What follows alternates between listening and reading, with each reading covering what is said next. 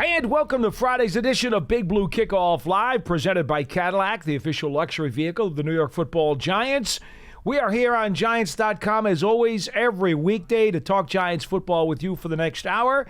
Thanks so much for being with us, Paul Dottino and Matt Citak. And I got to tell you, 201-939-4513. Folks, if you were happy with the Giants draft class this year, well, guess what? You got some good news today. We'll get to that in just a second. Want to remind everybody, if you're not watching this show live, you can catch us on the archive as well as the entire Giants podcast network on the Giants mobile app, podcast platforms everywhere, and at giants.com/podcasts. Matt, I don't know if you caught it, but I'm going to catch you up if you didn't. Dane Brugler of The Athletic put out today, and actually you did tweet it. So you did see it. I wrote it up for Giants Now. I love it. See? I'm way ahead of you, Paul. These guys upstairs, they're all over this stuff. Dane Brugler of The Athletic, who I truly have tremendous respect for. He's one of the guys who really does a fantastic job with all of his year-round draft stuff and combine stuff and rookie stuff. Brugler is dynamite. And what I like about him the best is that he doesn't overinflate guys. Brugler is very, very modest, very reserved. He's not going to, buy into the hype and suddenly build guys up when they don't deserve it. He's very modest and very conservative is probably the word to use. Yeah, and he's also just one of the most respected and reputable, draft analysts there are in the business. Well, I think that's why. Yeah, I mean, every year he's not a hype machine. Every year he puts out The Beast, which, if you've never seen it, I highly recommend. It's probably not going to come out until March or April, but highly recommend checking it. It's like 300 to 400 pages, and it goes in depth on just about every single prospect that has even the potential of being drafted in April's NFL draft. He does this every single year. It's fantastic work. The Beast is like carrying a small suitcase around. I mean, or for example, maybe the Manhattan phone book. Seriously. It is nasty, but it is just chock full of everything you could possibly want to know. So having said that, and having set up Dane Brugler as the guy that you want to respect in terms of this particular opinion, I'm now going to turn it over to Matt, since he wrote it up. I want you guys to listen carefully about the Giants' 2024 draft class and what Dane Brugler had to say. Yeah, so the way that Dane Brugler set this up is he broke it down. He did his all-rookie team for the 2024 season, and the way he broke it down was first team, second team, and then honorable mentions. And for some of the positions on first team, he gave one guy. For some positions, he gave two players. Mm-hmm. So throughout this entire list, between first team, second team, and honorable mention, the Giants had 7 players that were mentioned in the article. 2 players got first team all-rookie honors from Brugler at their respective positions. Obviously, Malik Neighbors, that's not going to come as a surprise to anyone.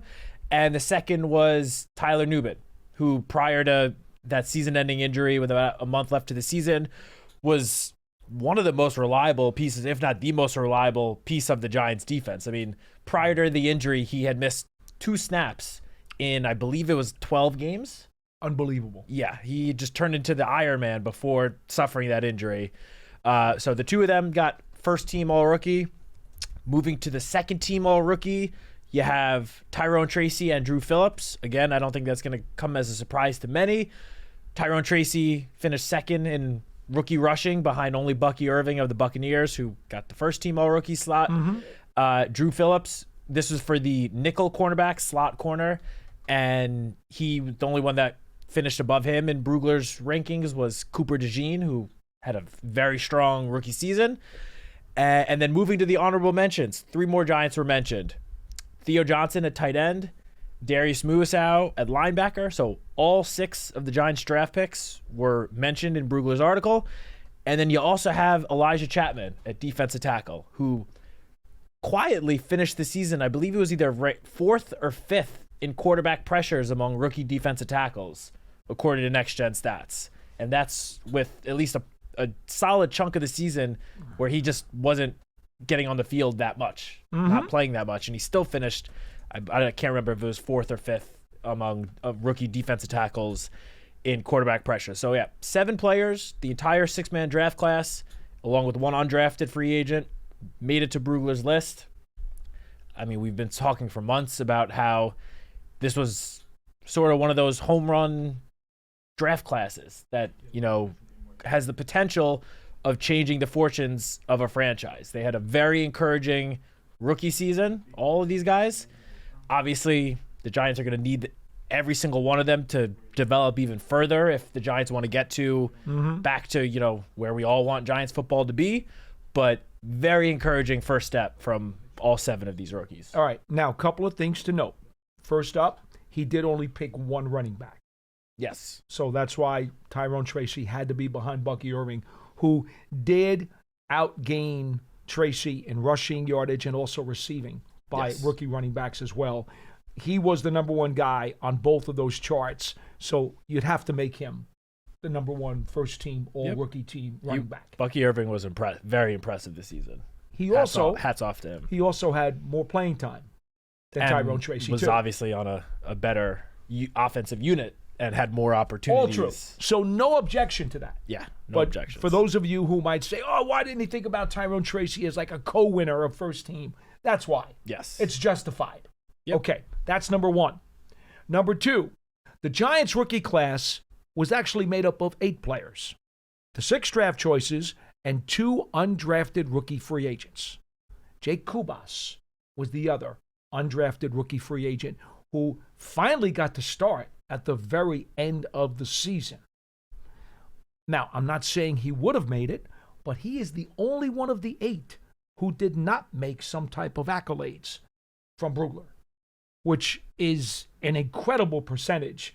And maybe if Kubas had gotten a chance earlier in the year, who knows? Maybe he would have made it a perfect 100%. Could have been. I shoulda, coulda, woulda. He did, show some flashes in those final 3 games that he started. Sure did. I think he had 2 of those 3 games. He only gave up 1 total pressure. And he flopped. Yeah, left guard, right guard. Both sides. I mean, he could prove to be a valuable depth piece for the Giants in 2025. I will say, technically, there was also, Casey Rogers, Jude, and Dante Miller, who were also technically rookies, but they played even less time than Jake Kubas played. But they didn't start the season. Correct. They were practice squad guys. Yes, that is true. That is fair. Technically, I'm not counting them. That's fair. Okay. They just were. I'm counting them as I'm counting the rookie class. The rookie class who made the 53. 6 picks, 2 guys. There were other practice squad guys. You're right. That's fair.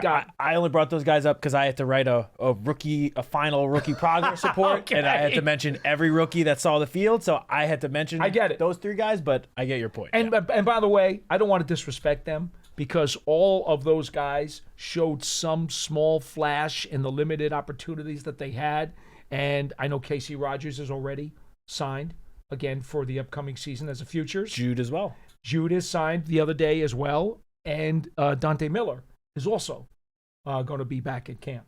So there may be something to come from those guys. Yeah. So I don't want to cheat them, but they didn't make the opening 53. Yeah, that's fair. That's where I go. Anyway, so for those of you who are still skeptical and wondering about Joe Shane and the Giants personnel department and their scouting and what they should do in the draft, boy, the track record for this year, if you didn't really already know it, you're now getting justification from people outside the building as to how well the Giants did on the draft this year. And I think that's really cool. So I wanted to get that right out of the way, right up top. Now, later on, later on, we're going to go over some of the preseason predictions that we had. Matt was involved, as you know. Matt, myself, John, we all had done some preseason prognostications. I believe Pearson was in on some of these things as well. And we started going over those results yesterday, and I can tell you, Matt, they were pretty ugly. Okay. I don't know how today's will turn out because, quite frankly, Pearson's the keeper of all of the archival information, and he is going to be the one who scores us and announces how well or how poorly we did. But I do warn you ahead of time, it didn't go well yesterday, especially for me. I don't think it's going to go over too well for me either. Okay. All right. But we'll get to that later in the show. In the meantime, we do want to get to your phone calls at 201-939-4513. 201-939-4513. And we will go to our first caller. Dan is in the Poconos. Your first stop, BBKL. Hello. Hello? Yes, Dan. You're on the air. Go ahead. Yeah, hey guys. Listen, I'm not going to take up too much of your time because, I don't bring to the table, like a lot of your callers come up and they're educated. They know what they're talking about, and I do too. I've been watching football I'm in my 60s here, and since I was a kid, so I know a thing or two about it.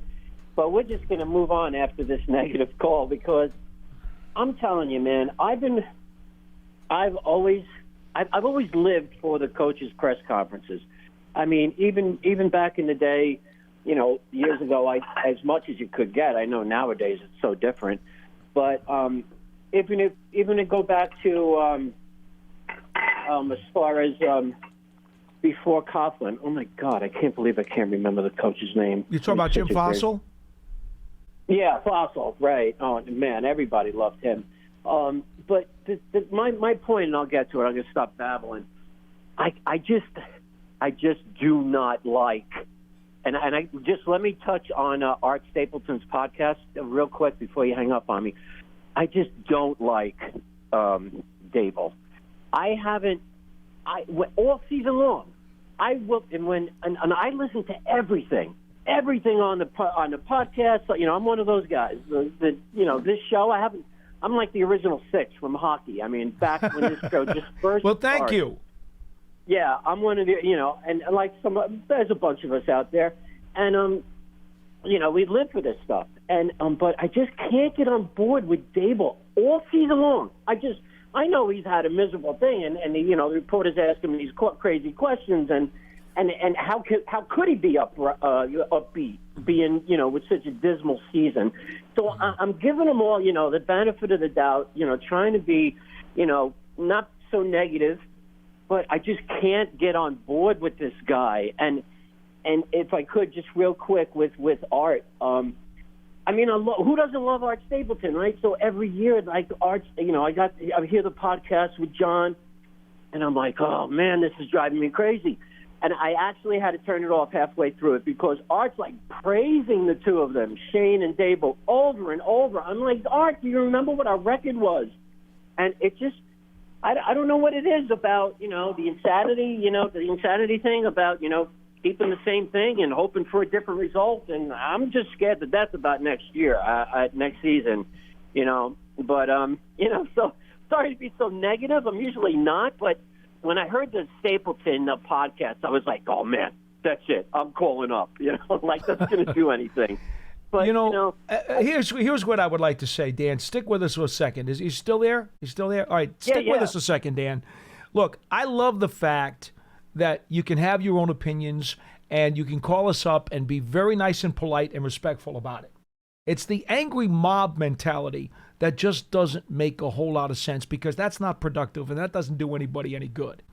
So I actually welcome callers who may have a different opinion, but at least base their thoughts on some solid concrete evidence, and there's enough concrete evidence that was also negative with the team this year. Okay? There was some positive stuff and there was some negative stuff.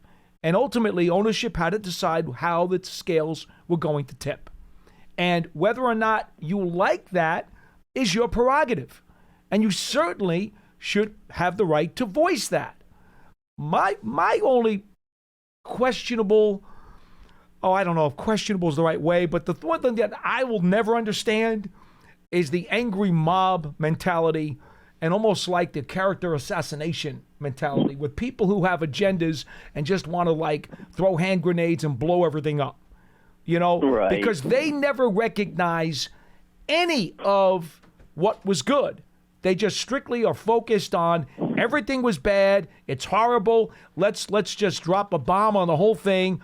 And there's nothing good about anything. And I don't want to hear any rational facts or reasons.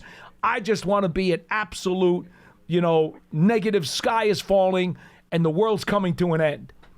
And Right. I don't get that sense I don't get that sense from you.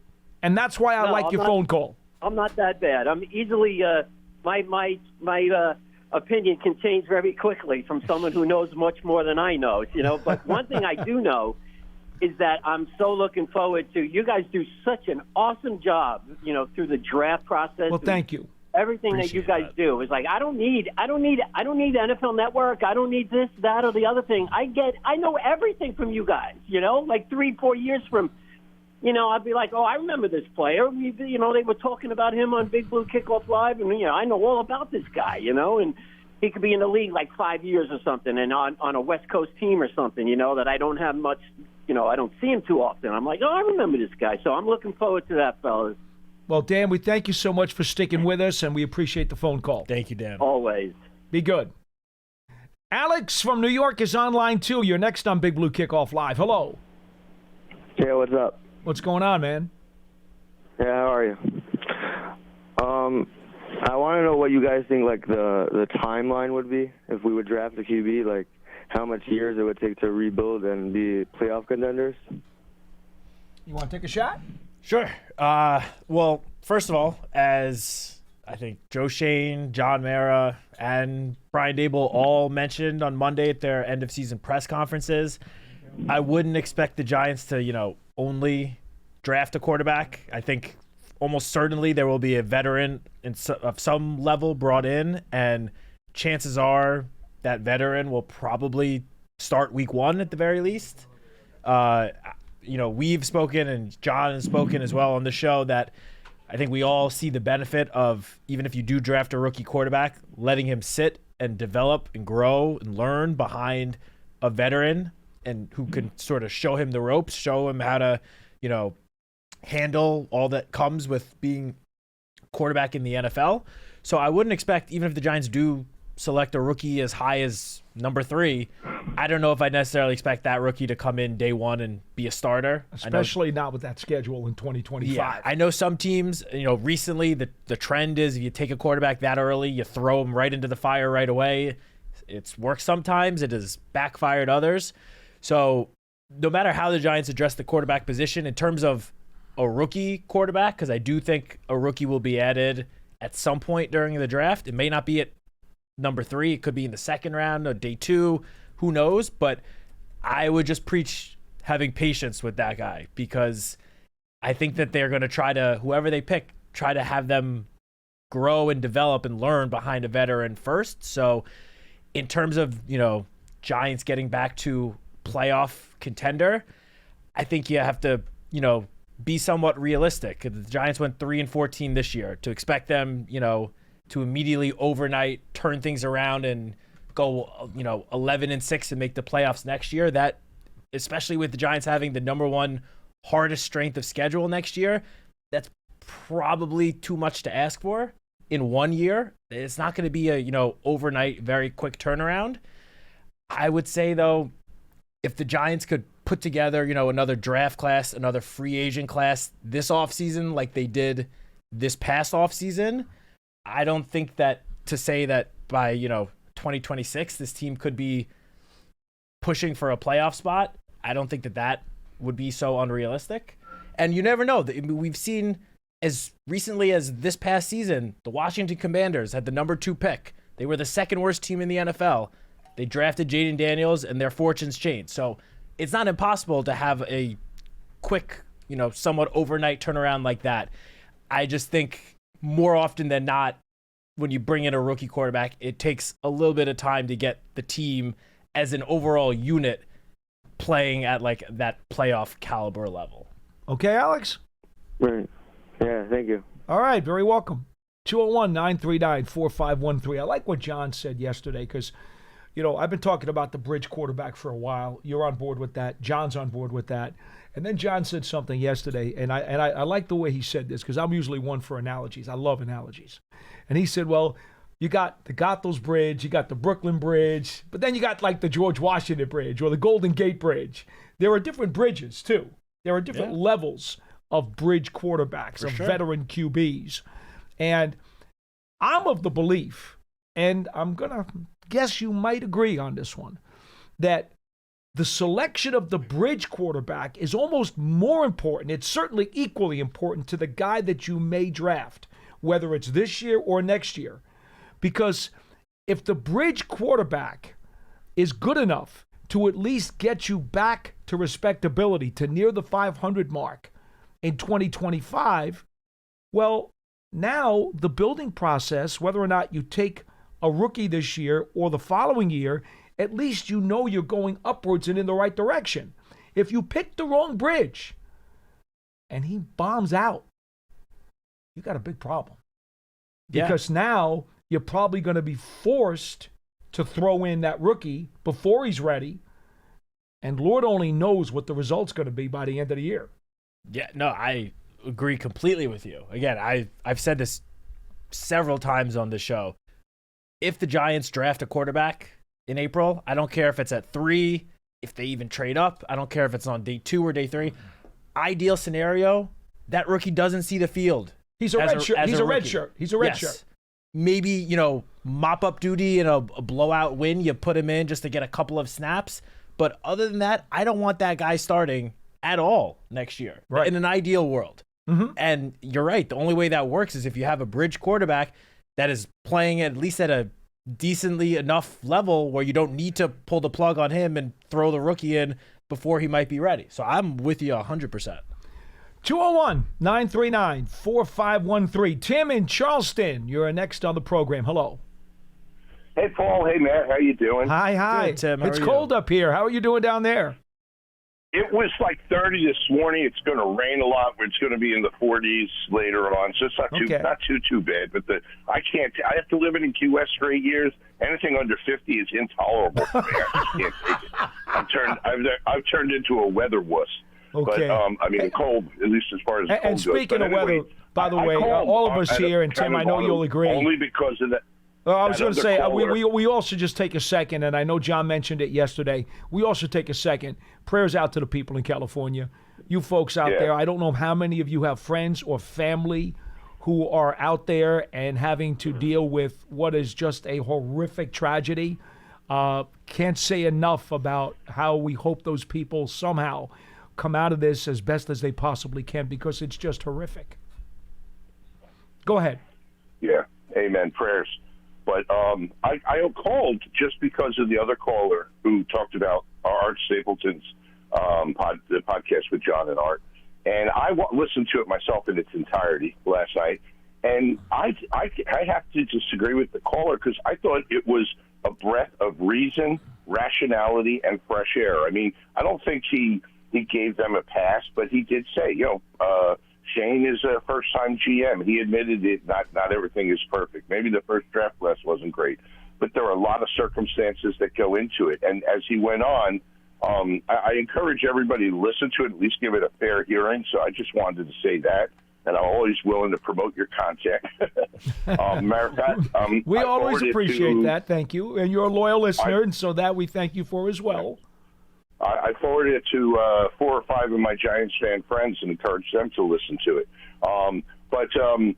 And again, next year, out of the 17 games, 10 against playoff teams, I would like to see us at least be competitive in, obviously I'm not going to put up a number for wins, but at least be competitive in all but maybe 2 or 3 of those games that we ultimately end up losing. It's like, let's be there in the last 5 minutes. Let's show Giants fight, and then Paul, because you've been having fun with the bridges, so I got the perfect bridge for you. Yeah, it's the Gil, and Matt will appreciate this as a Mets fan. And you can take it too, Paul, without getting upset. It's the Gil Hodges Memorial Bridge, the Marine Parkway Bridge, because it goes to someplace better. It's not where you ultimately want to be, but it's better than where you are. Yeah. And you can go on from there to the promised land, which is Key West for me. Oh, that's a good one, Tim. I appreciate that. All right. Thank you. Thank you, guys. Thanks, Tim. 201-939-4513. So tell me about that bridge. Do you know anything about it? I've heard of it before, but I never have. Gil Hodges, I also obviously I know Gil Hodges. No, I'm saying You know Gil Hodges. That's what I'm saying. Yeah. Even as a 32-year-old, I know and appreciate everything that Gil Hodges did. Yes. For the Mets and just for baseball in general. For the longest time, the poster guy for the Hall of Famer who was not in the Hall of Fame. Yeah. For the longest time, everybody that I knew who knew of him as a player, I only knew of him as a manager, was like, man, this is just criminal forever, forever, and forever. And then they finally rectified it. Yeah. 201-939-4513. We go to JJ in Bristol on line 3. You are next on Big Blue Kickoff Live. Hello. Hey, Paulie. Hey, Matt. How you guys doing? It's an honor and a privilege to talk to both of you. Well, thank you. Trying to get Same here. Especially Thanks, with you on the phone, Paulie. I got a lot of options when it comes to the draft and free agency. Okay. Especially regarding the quarterback and our secondary. Go for it. What do you got? I called in earlier before the season started with high regard that our secondary was going to be an issue this year. I had that feeling, and unfortunately I think it came true that there's some positives, especially with Drew Phillips. That was a great pick, and I loved it. I think this year we should go back and get a corner again. Between Travis Hunter, if he's willing to play the majority of his snaps at corner, I think that'd be a good one. Mm-hmm. The guy that I like the most is out of Michigan, Will Johnson. Yeah. I think that's going to be our pick. That's at least my number one guy. For free agency-wise, I like the guy out of the Dolphins, Jalen Holland. I'm not sure how much he's going to cost cap-wise, but I know he's a 24-year-old, probably going to be 25 by the beginning of the season. Around what Joe's trying to do, bring in young players. He might cost a pretty penny, but I think he's going to help us when it comes to the free safety position, pairing him up with Tyler Nubin. I think that could help us out a lot, especially if we draft Will Johnson, move Banks over, all right, and keep give me a Phillips in the second. slot. Let me get a timeout for 1 second. So you don't Yes, sir. you want to sign a safety, so you're going to let Pinnock go? I mean, I like Pinnock. The only thing is, like, when he was paired with McKinney, I could be wrong about this, but I'm pretty sure McKinney was the free safety and Pinnock was the strong safety, which, at least from my understanding of defense, I was a D lineman, so I'm not really sure about the secondary that much. But strong safety, they're better playing the run. They're better at being right up there on the line. Whereas the free safety is the guy in the back, like an Earl Thomas. He's viewing the entirety of the field. He's that backup guy. Well, but there's one thing, JJ. But there's one thing about this, though. The game has kind of gone in recent years to almost interchangeable safeties, because they're just like, okay, left, right. Instead of strong and free, a lot of coordinators will say we're just going left, right, and they're going to match up their safeties based on the formation. And they're not so much playing true free safety, true strong safety anymore. And then, of course, you've got an awful lot of schemes that will involve, instead of the extra corner, they'll involve a 3-safety package. So then all 3 of your safeties are almost flexible and interchangeable. So in the old-time sense, if you go back 20, 25, 30 years ago, I would say yes, you're absolutely right. There's more of a cookie-cutter type mold for the kind of safety you're talking about. Nowadays, they're kind of hybrids more than what they used to be. So I think Pinnock should come back. But if you want to try to do something else, that's your prerogative. That's okay. I mean, no, definitely. I'll agree with you, especially when he was with McKinley. Like, I saw Pinnock jerseys back when I used to work at the XL Center. Like, I like Pinnock, I do. I just think we need, like, more of a ball hawk kind of guy. Understood. A guy and that's kind of why, like, I was happy with the Banks pick, but the fact that he can't get his head around, I mean, that's a big, like, a lot of my friends played in the secondary, and that was a big part of their game was being able to get eyes on the ball instead of playing the man. Just remember one thing when you talk about ball hawk, Nubin was a ball hawk at Minnesota. Yeah, no, I love Nubin. Trust me, that. Like, I was happy when I saw that pick. Like, that was one of my favorite picks last year, besides Neighbors, which that was the guy I wanted.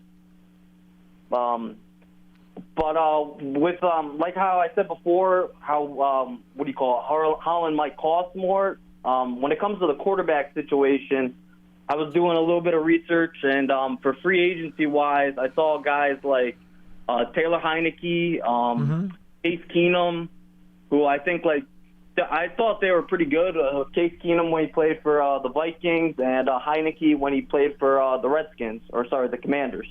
Right. So I saw them play. I thought, at least on Heineke's perspective, I didn't think he got that much of a chance when he was playing for the Commanders. I didn't think he was there for that many times as a starter, where I thought at least he brought them down to the playoffs. I mean, it's a full team, the full team's got to incorporate, but I think he brought them there at least, and that would be a good thing for us to at least have a guy who can, he's probably affordable, he's young, and he can play the game pretty well. Well, Heineke's younger than Keenum. Behind him. Right, Heineke's younger than Keenum, so that would help his case. He's played in the division before, in some nasty NFC East weather, and he's also, got some legs.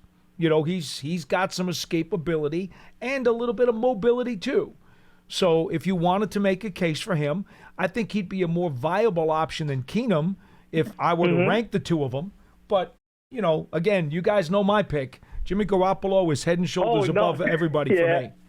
I hear that all the time. Trust me, Paulie. I think that's a good one, especially if you get a guy like I like Jackson Dart from Miss. Old Miss. Yeah. I like him from Old Miss. I think he's going to be a good third round, fourth round pick. Hopefully I thought Penix and Bo Nix were going to fall to the second, but I was wrong there. So I hope everything, at least as the mock drafts that I'm looking at right now, they have them around the third, fourth round pick. And we're picking, last I looked, we're the number one pick in the third round, the way that you guys said how it changes per hour. That's true. That's true. So, even if, in the third round, we're able to trade back a tiny bit, depending on the value and stuff, we might be able to snag them there and get a little bit of capital. Well, appreciate the conversation, my friend. We got a lot of months to go. We're going to be around, so we hope to talk to you again. Yeah. Thank you. For me, thank you, JJ. For me, regardless of what the Giants plan to do in the draft in terms of the quarterback position, personal preference, I hope they aim a little bit higher in terms of the bridge quarterback scale than, Case Keenum or Taylor Heineke, because there are, other veterans that are going to hit the market with more starting experience that, might cost a little bit more, but it's not going to, you're not going to have to break the bank to bring some of these guys in. Obviously, there are some quarterbacks out there that are going to, like Sam Darnold's going to get a big deal, or he's going to get franchise tagged by the Vikings, but he is going to get a pretty substantial amount of money. Outside of him and, I guess maybe Russell Wilson getting a solid amount of money in a deal, I can't imagine. You don't think Russell Wilson's going back to Pittsburgh? Really? There's even some buzz that Justin Fields could play tomorrow night in the playoff game. I don't think that's going to happen, but I'm just saying there's buzz out there. I personally think legit. I personally think Russell Wilson will be back. But again, I think he's not going to. They signed him to a minimum deal because of the offsetting language from his previous contract. Right. But that was a 1-year deal. So he's going to look for more money in this next deal.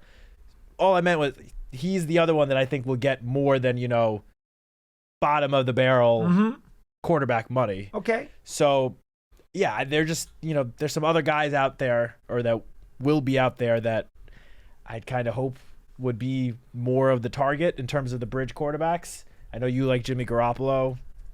He did look, pretty good in that Week 18 start. He did. I was Seattle. Thinking as I was seeing him, I'm like, I've made me think of you because I know there you go. Your feelings on him. Excuse me. Yeah, as you pointed out to me, there is some quarterback news, not about the Giants, but it looks like Deshaun Watson did re-tear his Achilles, the same one that he tore a few months ago. And now they say that he might miss most, if not all, of the 2025 season, which it already seemed like Cleveland was probably going to target a quarterback in the draft at number 2. Yep. Now it sort of seems even more likely, which I know there are a lot of Giants fans out there that very much want the Giants to select one of those top 2 quarterbacks between Cam Ward and Shedeur Sanders. It's still a possibility. personally, I lean slightly more towards what the last caller JJ was saying. I don't know about Will Johnson, but I think the Giants might be better off in this year's draft. First of all, they may not even have an opportunity to select one of those two quarterbacks because they have the third pick. Correct. And Tennessee and Cleveland both need quarterbacks. So those top two could be gone. And the Raiders could easily move up from 6. And the Raiders could be in, desperate mode and offer a Godfather type package to move up for Shador. It could easily happen. Yep. And I've said this for at least the last couple of weeks now. I honestly think the Giants would be better off taking the top position player on their draft board. Whether that's Travis Hunter, who would certainly be a humongous boost to the cornerback group, and also probably offer you at least a package of plays on offense on a weekly basis, at least at the beginning part of his career. Or if you want to, beef up the defensive line with Mason Graham from Michigan, trade down a couple of picks and take one of these guys. I mean, I don't know how anyone could watch Abdul Carter in that Orange Bowl last night and not get very excited about him. I personally would, as someone who a couple of years ago was praying that Micah Parsons would be drafted to the New York Giants, would certainly not mind if Abdul Carter is the pick for the Giants at number 3. I know edge rusher, not necessarily at the top of the list of biggest needs for the Giants this offseason, with Brian Burns and Kayvon Thibodeau both under contract. But if you go back to those 2 Super Bowl teams that beat the Patriots in 2007, 2011, both of those teams had at minimum 3 good edge rushers. The point that I've been making on the show recently is that aside from the 2 quarterbacks who will be overdrafted, that's a gimme. Yes, they are not the top 2 players overall in the draft, even though they might get drafted that way. Hunter is the best player in this draft. He's number 1. Hard to argue that. And after that, I think it's Graham, and it's Carter, and it's Will Johnson. 4 defensive players, in my opinion. The opposite of this past year's draft. Correct. I think those guys are the best 4 players in this draft, and they're all on defense. And so if you do go down, you're going to get one of them probably at 6, because 2 quarterbacks and the 4 clear-cut defensive players, for me, I could live with that, moving down to 6, getting a package of picks, take a Godfather offer. If one of the QBs doesn't go 1 or 2, tell the Raiders, come talk to Daddy. Let's go. Yeah, let's say Travis Hunter goes 2 to Cleveland. Fine. And Shador is sitting there at 3, and the Raiders call and offer you a trade package with their 2026 first-round pick to move up I to want number their 3. 1 and their 2 next year. 1 and 2 That's next it, year baby. might be. You're going to pay. Might be a little bit. You but want hey, Sanders, you're going to pay. just a deal with that number 1, I think, would certainly be at least worth considering, because while we don't know who exactly will be in next year's draft, it does look like the quarterback pool might be deeper and more talented, especially at the top.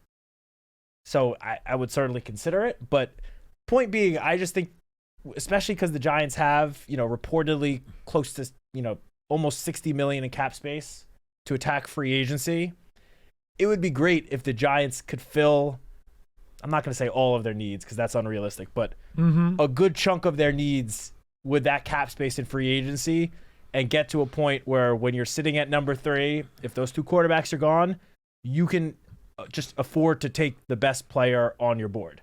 Even if it is a guy like Abdul Carter, who's, again, not necessarily a position of need.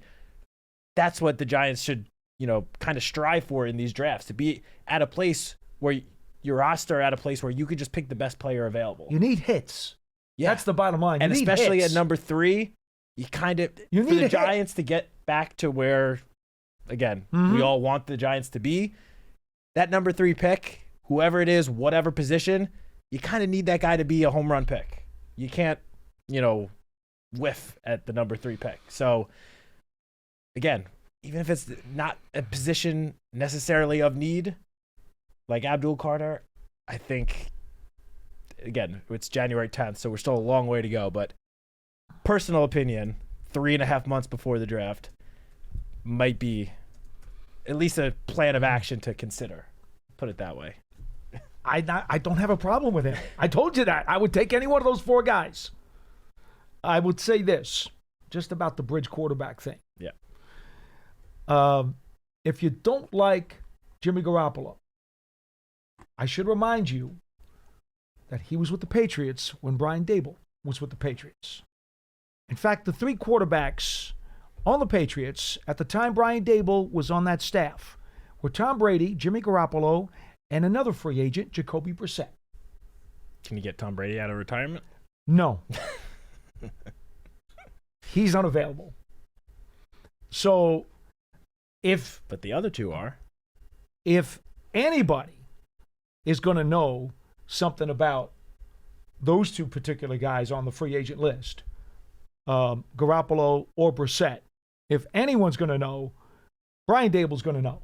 For sure. He spent time with both of those guys on that coaching staff. Definitely. The only thing I will say sort of on the flip side is while he 100% spent time with them. And he may know bad things, too, that make him feel like, I don't want them here. No, for sure. But I was just going to say that he was with the Patriots in what year? 2017? 16?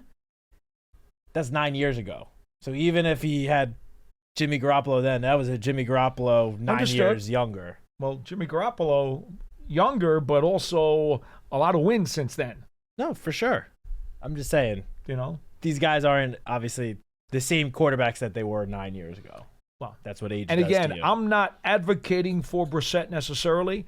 I'm a Garoppolo guy all the way, number one. And after that, there's quite a dip for me. I would probably wind up, I hate to say this, but I would investigate the whole possibility of making a trade for one of those bigger name guys who we've talked about on the show before and we don't have to talk about here today. But if certain guy from Atlanta or a certain guy from New Orleans should become available, I know there's financial implications and cap room and stuff that would be involved, and there'd possibly be a trade that you'd have to make. I'd investigate those things probably before I would go to Jacoby Brissett. What if I just mentioned that to you because he and Daboll do know each other. Yeah. Well, what if Atlanta cuts the quarterback that you're referring to? Because I know what the GM said yesterday, but right. The realistic scenario is, are you really going to keep a backup quarterback making what, 35 million, 40 million? Well, 35. And there was a report out of New Orleans that said Carr was asked to take a pay cut, and he said he's not. Yeah, but so who knows? The Cousins situation, I feel like the most realistic scenario, not even about the Giants, just in general, is that he ends up getting let go. Because again, to have a $35 million backup quarterback, despite what the GM just said, might be a little rich. And if that is the case, which could end up not happening. Purely hypothetical based on what national reports seem to indicate. We want to make that clear. Yeah, but if it does end up happening, and we've spoken about this, it's going to end up being like the Russell Wilson situation last year where because of the offsetting language in his contract, whatever team he signs with, it's going to be for the veteran minimum. Right. So that new team is only going to be paying $1 million or just over $1 million, like Russell Wilson got this year, which you might might like the guy as a quarterback, you might dislike him, but that is certainly a value, having a player of that caliber for that. I was just going to say that does add value to that path if you so decide. Yeah, but again, we don't know if he's going to end up being on the market. We'll see in the next 2 months. Yeah, well, by March. Yeah. 201-939-4513. Alex in Syracuse is on line 2. You're next on BBKL. Hello. Hey, guys. How you doing? Hi. Hey, I was calling in. I did Wilson's homework for him, like some other people have this week. But real quick before that, I just wanted to touch on the interview with Art Stapleton that everybody's mentioning today, because I listened to it on my way in work this morning, and I loved it.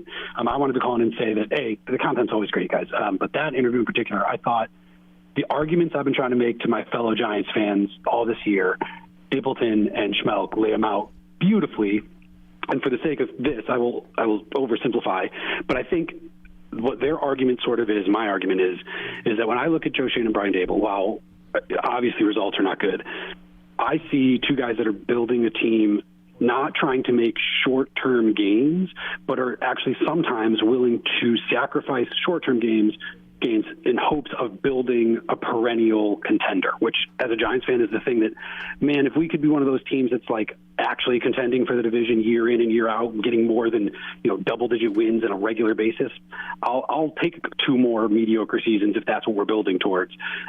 So that's my take on that whole conversation. And I think if you haven't listened to it yet and you're a Giants fan, listen to that interview because I think it's great personally.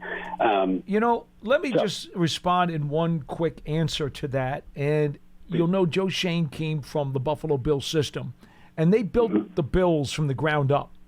When he got there, he was part of that rebuild, and they became now perennial contenders.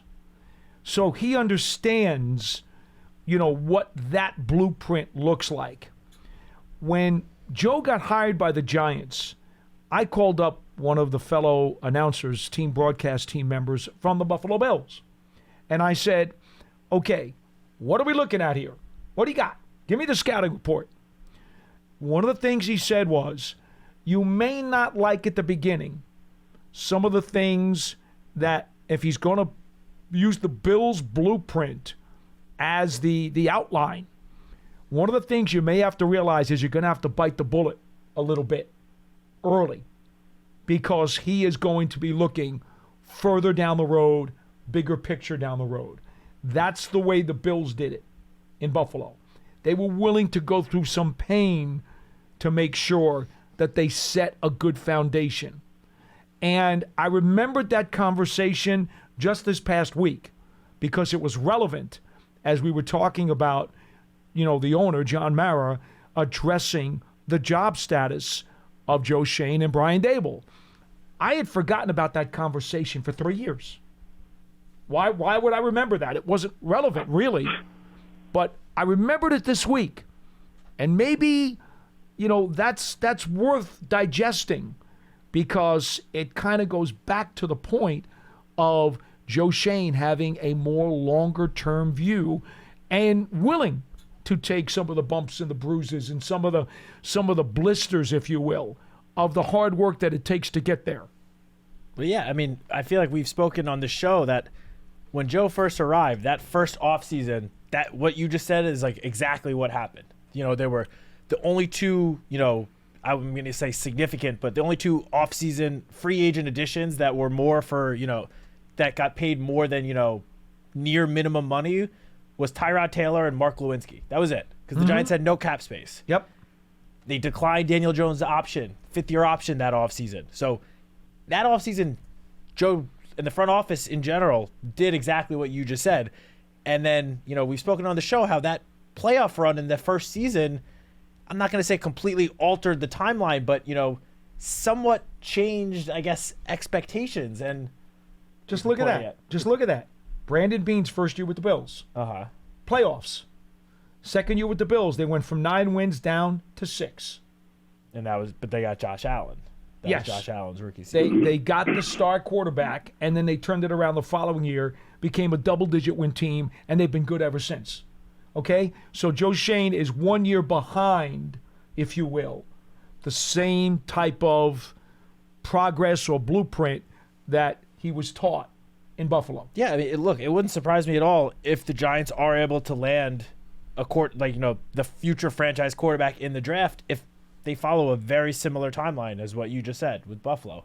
I would say some improvement next year, probably not going to be, a Super Bowl contender next year, just realistically speaking, but taking a step up with a rookie quarterback, and then hopefully in 2026 be at a level where you're competing for the playoffs. That's if they, draft a quarterback at number 3 or wherever in the first round.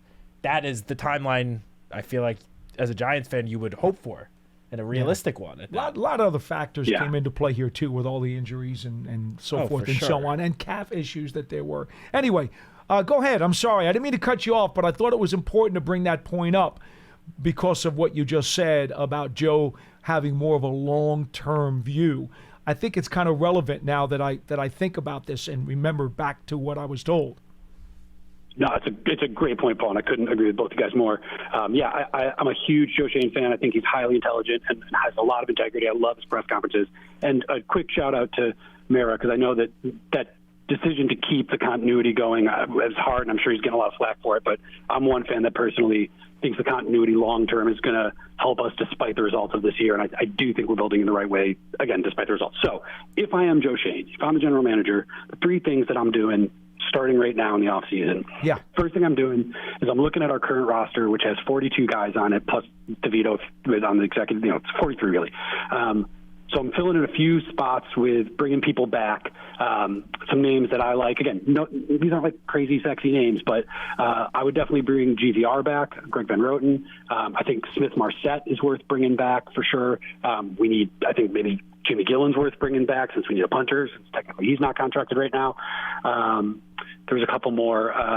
And Adoree Jackson, the other caller was talking about the secondary. I agree, secondary was rough this year, but I see that as a sign of a really young, talented, but young, inexperienced secondary, also learning a new, more zone system, which has some more complexity sometimes than like a Martindale system. So I think that with maturity and another year in the system, I think a lot of those guys show promise and will continue to grow. And I actually like a lot of the names that we have right now in the secondary, which is kind of a rough first year for him. But I would love to see Adoree come back. I'm a big Adoree Jackson fan. And I think having a veteran presence in that room will help those guys continue to grow. So that's step one, is bringing some of those vets back on, pretty fit-friendly deals, I would think, to keep that moving forward. Number two, in free agency, if I'm going to make some moves with the remaining cap, the places I'm looking are in the trenches. I mean, you got to win the trenches. And I still think that while we're getting better on both sides of the trenches, I think offensively, maybe you go out there and get another one of those sort of bigger name guards. Personally, I'm kind of a big believer at this point after watching some tape recently. I think Evan Neal's footwork in large space, I do think while he's gotten better this year, and I like Neal and I'm rooting for him, I think I see his footwork struggling still, and I think he's just a big, strong guy, and as a tackle in the NFL, the speed might be a little too much for him. And I do actually think that if you shifted him into guard, he actually could become, and again, there's no data for this yet, but just looking at him, I think he, to me, has the signs of being somebody who could be a really, really strong guard for us for a long time. And obviously we have Thomas and Illuminor anyway, who I think are great tackles. So I think if I'm going to make a splash in free agency, maybe bringing in a swing tackle. Terry Phillips, I like Terry Phillips, but I think maybe we could bring in somebody a little closer to, Illuminor status, so that if somebody goes out, we're not dipping as much.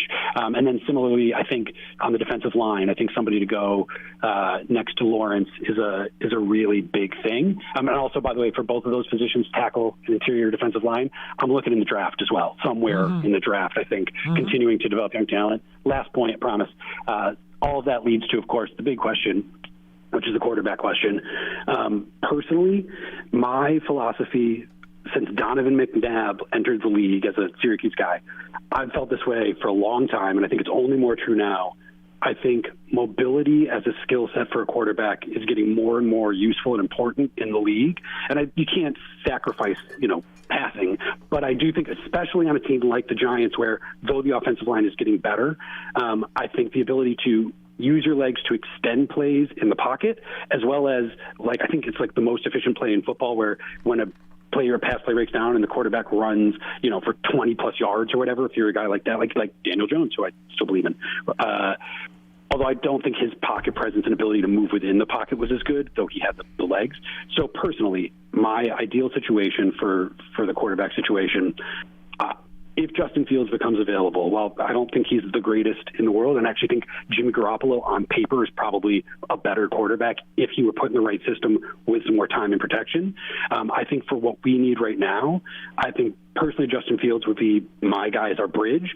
And then I certainly would be looking in the draft. I like Cam Ward. I think at 3, it's a little bit of an overdraft, but I think it's worth it if he falls to us. Shador, I'm not quite sold on, though I think there's promise there. And to be honest, I like Jalen Milroe, not at 3. But if we didn't get a quarterback at 3 and we go, let's say, a Travis Hunter, that would be incredible. If we could get a Jalen Milroe second round somewhere, I actually think I was a Big Joe Milton guy as well, that you get the guy with the traits, and I think Dable with those kinds of traits, similar to Josh Allen in some ways, I think that might be a good matchup long term. If you have a guy like Justin Fields with a similar skill set, you bring a guy like Cam Ward or Milroe in and develop him for a year or two and hope that he's able to sort of become your franchise guy long term. in the future. So anyway, those are my thoughts. I would love to get your responses to them. Really good call, Alex. Very well thought out. I may not agree with all of your personnel decisions, but a really well thought out call with a lot of logic behind it. And I appreciate it. Thank you so much. Anything you want to comment on quickly? I mean, there's a lot there. It would take a half hour, and we only have 2 minutes left, and I got 2 more phone calls to get to. Real quick, the only point I'll touch on is the first one in terms of some of the guys that he said he would like to bring back that are got to be free agents. I agree with the 4 names he said. I would love to see all 4 of them back. Greg Van Roden played every single offensive snap. The only player that played every single snap the entire season. Local guy. I feel like he would be great as, potential starting guard or, depth at guard and center. He could be your top backup / potentially start at one of those interior line positions. Amir Smith-Marset was a great kick returner. One of the few Giants that actually received All-Pro votes. The AP All-Pro came out. He was one of the few that received some votes. He didn't get it, but got some votes. Love to see him back as the kick returner. Jamie Gillen, I thought, had his best season since he's been with the Giants as the punter. And Adoree Jackson, I know the secondary as overall unit struggled, but Adoree was actually pretty solid throughout the entire season in a very, troubling year for the unit as a whole. I thought he brought a little bit of stability to the secondary, and he's not going to, garner a humongous contract in free agency. Would love to see him brought back just as, more depth in the secondary, especially because, as the caller said, we have a very young secondary room right now. All right. We never got to our predictions, but we do have 2 phone calls that have been on hold. We're going to go to you. I ask you to be brief because we're kind of out of time. We'll go first to Lou in Pennsylvania. You're on line 1. Hello. Hey, guys. How you doing? Hi. I'm going to try to make it as quick as possible. I'm going to put out something a little different for QB. I'll think of Andy Dalton just because you need a veteran, somebody who's not going to stay around. I think you should try and trade for Joe Milton. He's a runner. Brian Daboll likes to run. He has a strong arm. You could throw in a cold. That would be a good look in that direction. If you like a runner, and here I am interrupting your call and making you be longer than I wanted you to be, but I'm going to do it anyway. If you'd like a runner, do you want Marcus Mariota as your bridge quarterback? Yes and no, because he might be like Baker Mayfield looking to stay. I think Daboll wants a new quarterback who is the quarterback for going forward. Mariota might be looking to stay in-house, just like try to rebuild his career like Baker Mayfield did, in a sense. But I don't mind Mariota. Okay. Even Kirk Cousins. And that's it. And thank you. I love Giants. Go Big Blue. Appreciate the phone call. Thank you so much. Real quick, the only thing I'll say about Joe Milton is I would just be a little bit cautious because he was a 6th-round rookie this past season who played 1 game, and it was Week 18 going up against Buffalo's backups. Granted, he looked great out there. He really did, and he impressed me. He looked a lot better than I was expecting him to look. But before you go trading for him and throw him into the mix to potentially start next year, I would just say pump the brakes a little bit. I would want to see a little bit more from him. And unfortunately, we only got to see him play, again, 1 game against Buffalo's backups. They were starting nobody on their defense. So just be a little cautious when it comes to him, although he did look very good. I would only caution you of 1 name. Matt, please read the name on my computer. Matt Flynn. You remember him? Oh, yeah. He had 1 game, turned 1 game into a pretty substantial contract that he never lived up to. Look real good. Real good in a game for the Packers. And Seattle couldn't wait to open the vault for him. And he goes up there, and what happens? He can't even make it out of camp as the starter. Got to be real careful. Got to be real careful with a guy who has only 1 NFL game as his sample size. Got to be really careful. Although we did a lot of talking about Joe Milton yesterday.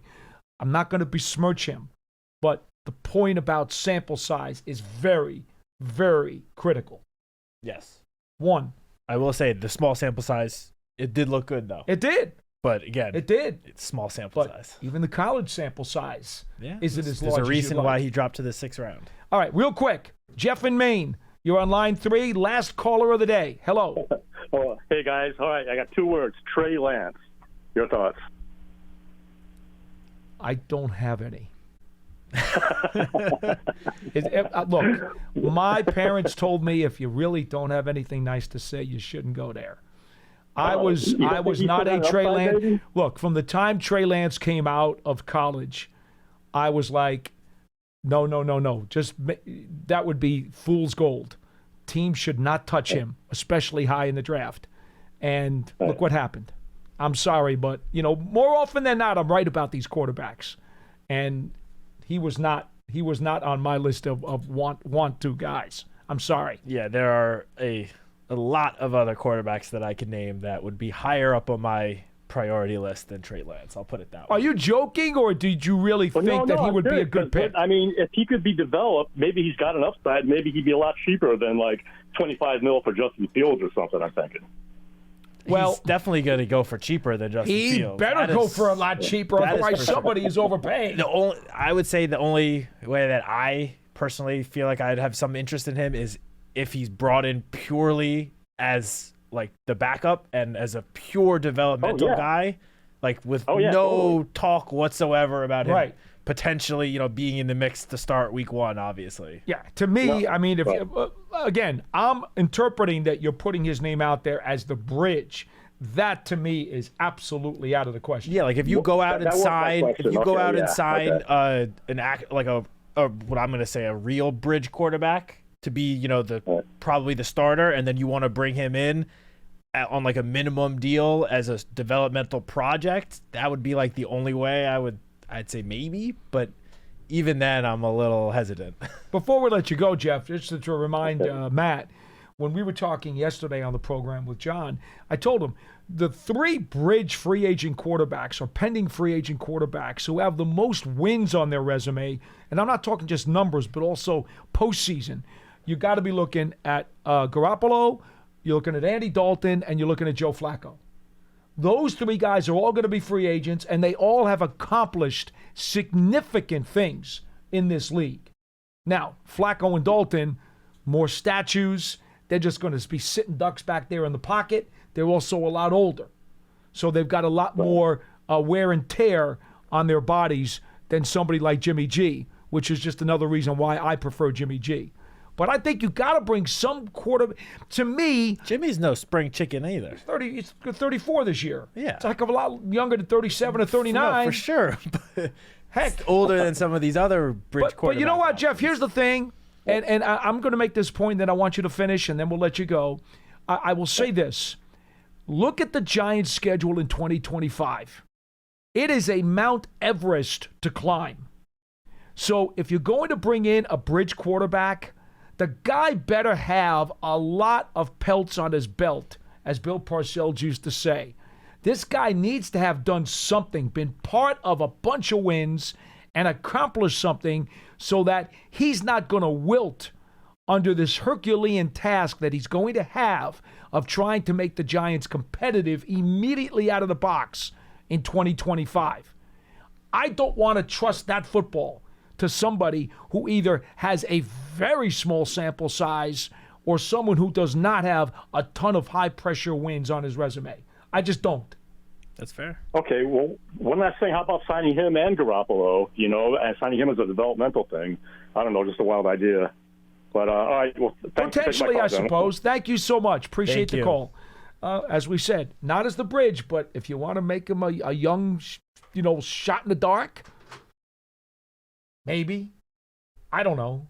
I don't know that I'd go there, but personally, I feel like if you want to take a chance on like a pure developmental quarterback like that, I'd rather take a rookie on day 2 or day 3 while signing a bridge quarterback and letting that guy sort of develop for a year and see if you think that guy has like the potential to be that, future franchise quarterback a little bit down the road. Mm-hmm. I'd rather go that route in terms of if you're going to bring someone in to be the developmental backup.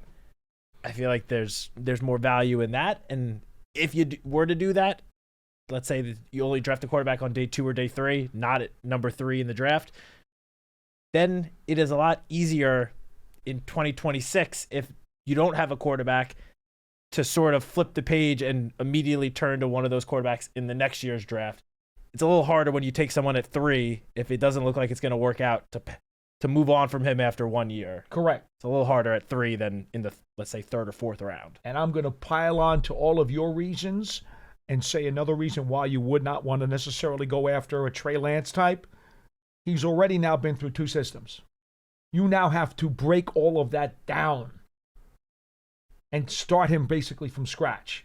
It takes a lot of work to get the turpentine, with the paint off the wall and then put the new paint on the wall. And honestly, to me, the fact that he couldn't really find much success playing for Kyle Shanahan in his system with those playmakers, and Brock Purdy, who was the last pick in the draft versus the 3rd pick, was able to step in and almost immediately have success, that's just a little bit of a red flag. I'm with you.